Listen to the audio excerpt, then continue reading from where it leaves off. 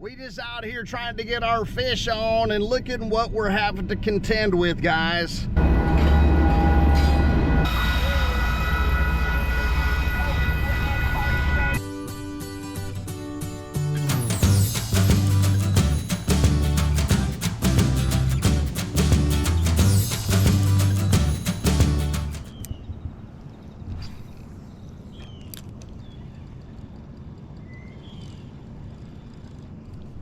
Got him.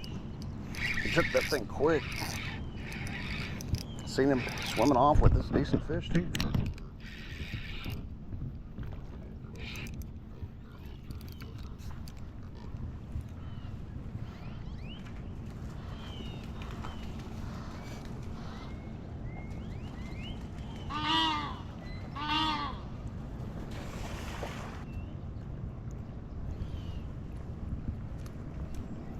Right off the jump, guys, he was over there right along that wall.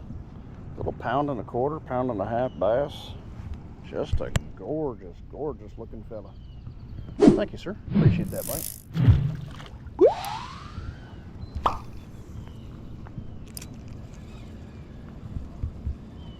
He was right up along that wall. As soon as I cast it up there, perfect cast. I seen my line going completely the opposite direction. I was like, oh yeah. Said something's up in there and grabbed it. They love that structure and cover, guys.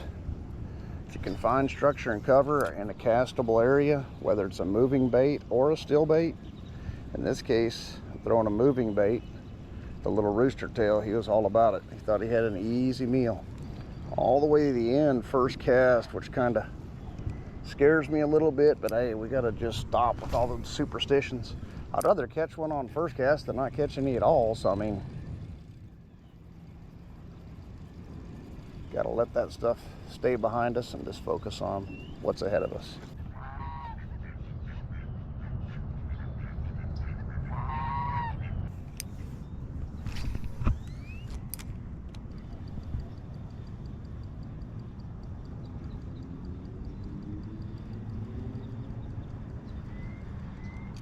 There's another one on the rooster tail, guys. They're smacking that rooster. Structure and cover.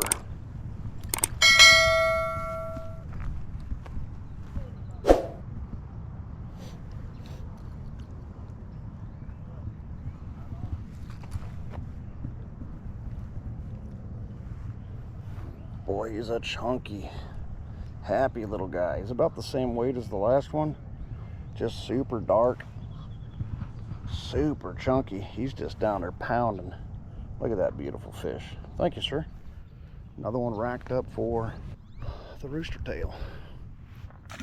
Thank you kindly. And he's gone. When we're sitting up here, and we're gonna get rained on.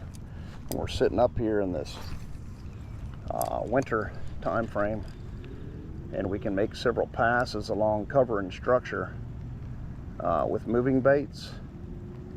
A lot of times they're not even feeding, they're just irritated by us continuously passing them. I only made 2 passes there, so I don't think he was too irritated with me. He probably was just seeing an opportunity. But they're right up underneath this structure and cover. So if we can't dip down into it, we got to work around it and try to get bit.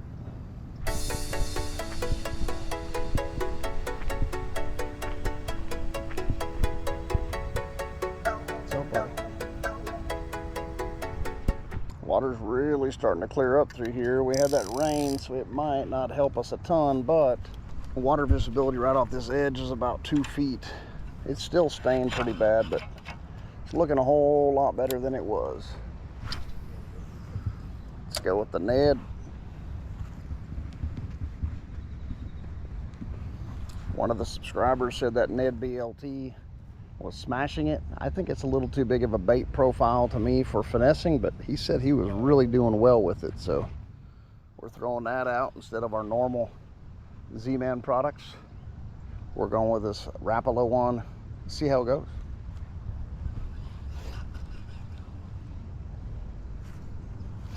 These guys have been hung up for about a half hour. Probably way too much weight, way too big of hooks.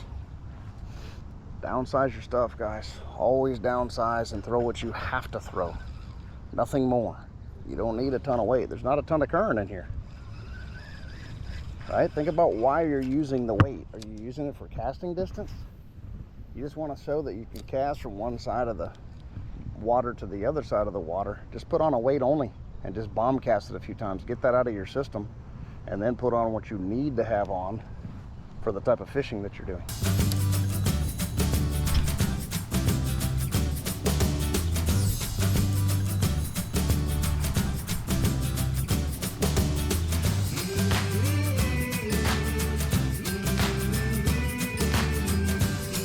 There's a big one.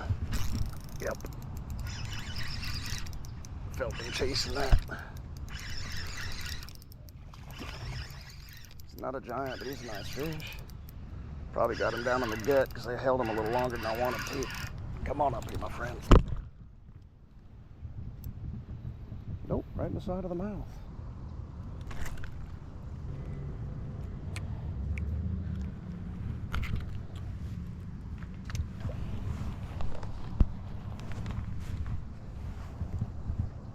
Nice one, guys. About a pound and a half, pound and 3/4. Beautiful bass. Thank you, sir. Appreciate that bite. Have a great day.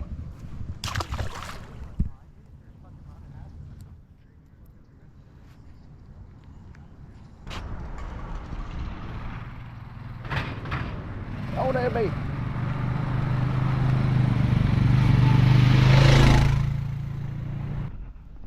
Alrighty, guys, we had a short session out here at Elmendorf Lake.